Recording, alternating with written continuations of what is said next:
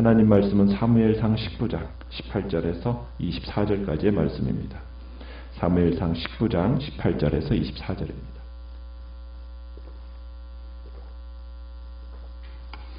사무엘상 19장 18절입니다. 다윗이 도피하여 라마로 가서 사무엘에게로 나아가서 사울이 자기에게 행한 일을 다 전하였고 다윗과 사무엘이 나요스로 가서 살았더라.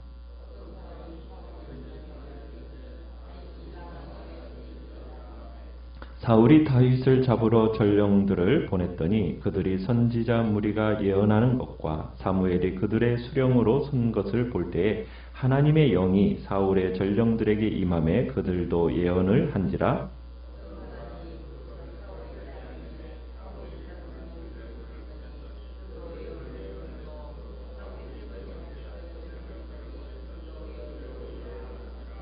이에 사울도 라마로 가서 세구에 있는 큰 우물에 도착하여 물어 이르되 사무엘과 다윗이 어디 있느냐? 어떤 사람이 이르되 라마 나요스에 있나이다.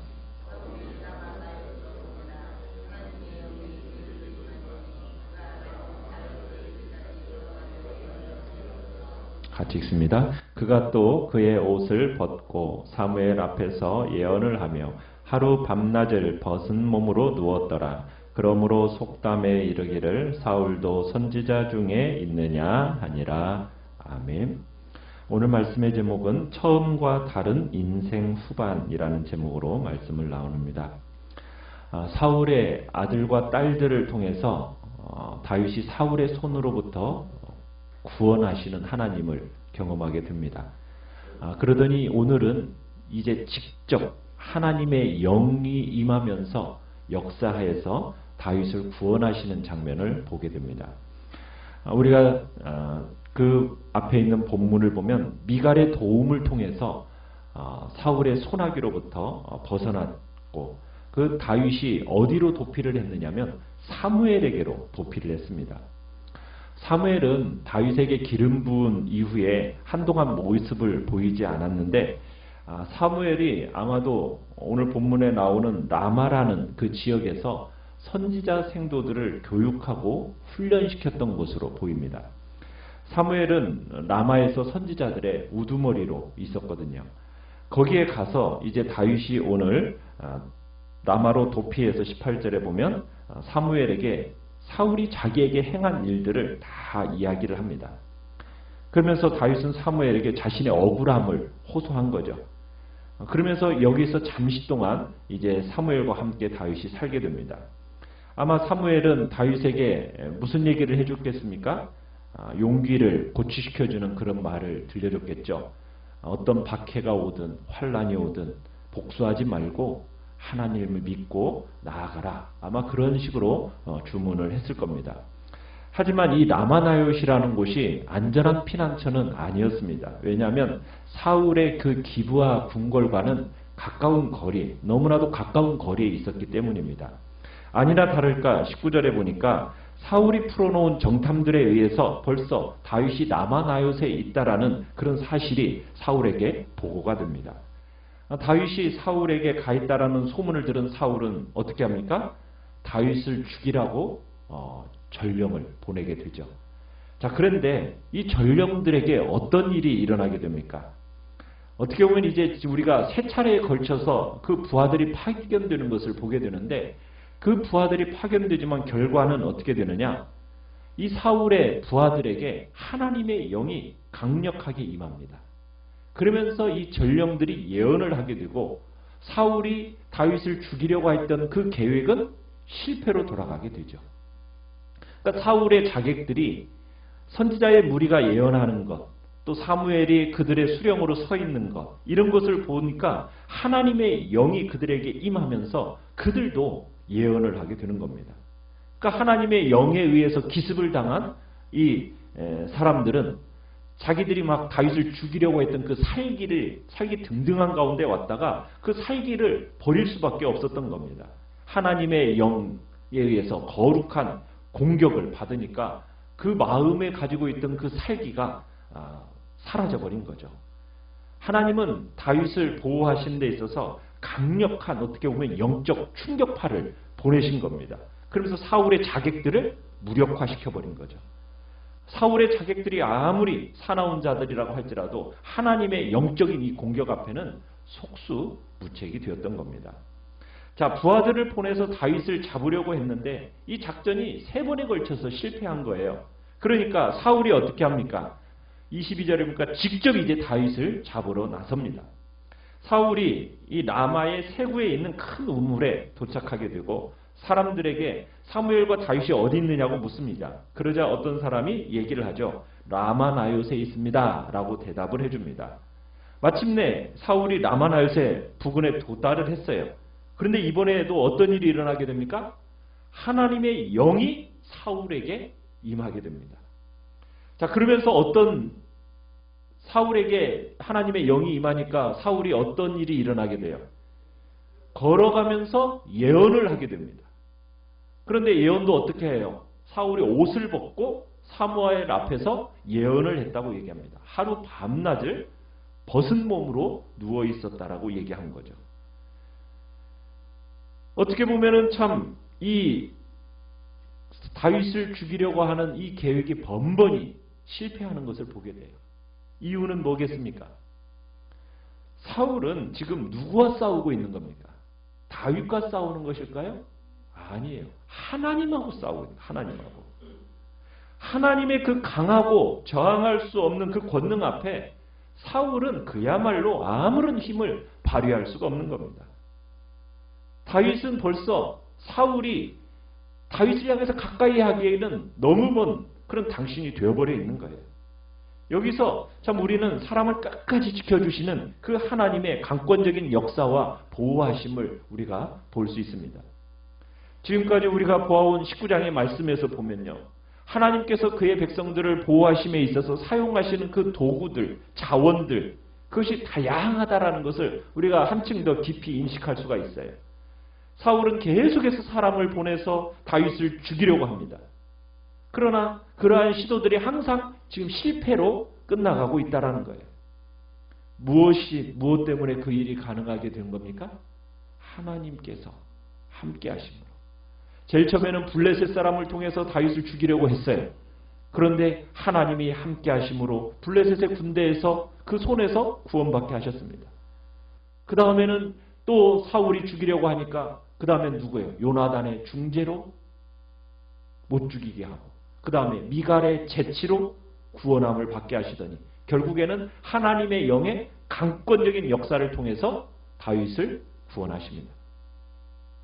이렇게 하나님께서는 하나님의 백성들을 보호하심에 있어서 여러 가지 방법들과 수단들을 사용해서 활용해서 구원하신다는 거예요. 하나님께서는 우리가 위험에 처해 있을 때도 마찬가지입니다. 우리가 전혀 상상할 수 없는 그런 방법으로 구원하신다는 거예요.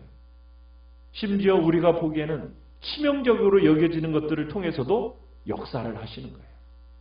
원수의 아들과 딸을 통해서도 구원하심의 역사를 이루어가는 거죠. 결국 이 모든 것들을 통해서 하나님께서는 자신의 목적을 이루어가십니다. 성도들의 유일한 피난처가 무엇이겠습니까? 하나님이죠. 그분의 품밖에는 없다라는 겁니다. 우리는 항상 그걸 기억하고 그분에게만 우리의 거처를 삼아야 됩니다. 참 우리가 한 가지 또 보는 건 뭐냐면 사울이 맨 처음 왕으로 지명받았을 때에도 오늘과 똑같은 예언을 했었어요. 자, 그런데 오늘 또 예언을 합니다.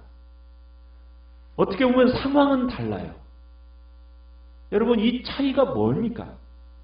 왕으로서 첫걸음을 떼었을 때 그때도 하나님께서 영을 주셔서 그가 예언을 하더니 하나님께로부터 어떻게 보면 왕권이 박탈되는 그 순간에 하나님의 영이 임하면서 다시 예언을 합니다. 맨 처음 왕으로 지명받아 예언했을 때는 성령에 의해서 강하게 사로잡힘을 통해서 예언을 했다면 지금은 하나님의 영이 그가 하고자 하는 일, 그게 뭐예요? 다윗을 죽이고자 하는 일을 방해하기 위해서 지금 예언을 하게 됩니다. 제일 처음에는 그때는 옷을 입고 정말 어떻게 보면 정상적인 모습 속에서 예언을 했다면 지금은 벌거벗은 채로 예언을 하고 있습니다. 처음 예언할 때는 긍정적인 뜻에서 사울이 선지자들 중에 있느냐 이런 그런 속담으로 얘기가 되어졌다면 이제는 사울은 이 일을 통해서 비웃음거리로서 전락하게 됩니다. 한때는 사울의 기름 부음을 확증해 주었던 이 선지자의 이 황홀경이 이제는 여호와께서 떠나신 사람이라는 그런 확인시켜 주는데 지금 이 예언이 사용되고 있다는 거예요. 참 한때는 유인이었고 정말 하나님 앞에 쓰임받는 종이었던 사람이 지금은 키만 클 뿐 더 이상 위대하지 않은 사울로서 전락하게 됩니다. 자기 통제력도 잃어버리고 체면도 잃어버리지 옷을 다 벗어던지고 벌거벗은 채 참으로 무력하게 누워있는 사울의 모습. 처음에 이스라엘의 왕으로 등극할 때의 모습은 정말 영광스러운 모습이었는데 그런 영광스러운 모습과는 너무나도 다른 참으로 초라하고 사람들에게 비난거리가 되는 그런 모습으로 전락한 사울의 모습 너무나도 안타깝죠. 물론 사울의 통치는 당분간 지속될 겁니다. 그러나 이미 하나님께서는 이제 상징적으로 하나님이 인정하시는 이스라엘의 왕위에서 쫓겨났다라는 것을 보여주고 있는 것입니다. 우리는 하나님이 함께 하시지 않을 때 그의 인생이 얼마나 초라하게 되는지 그 기초가 어떻게 무너지는지 우리는 이 사울의 모습을 통하여 보게 되는 겁니다. 우리는 사울과 같은 그런 인생의 후반을 맞이하지 않기 위해서는 우리의 인생을 말씀의 근거에서 설계해 나가야 됩니다. 선줄로 생각하지 말고 정말 넘어질까 조심하는 그런 겸손한 자세 우리는 가져야 됩니다. 그리고 끊임없이 자신을 쳐서 복종시키고 나의 자아를 부인하고 십자가를 겸손히 지면서 나아가는 그 자세를 유지해야 되는 겁니다.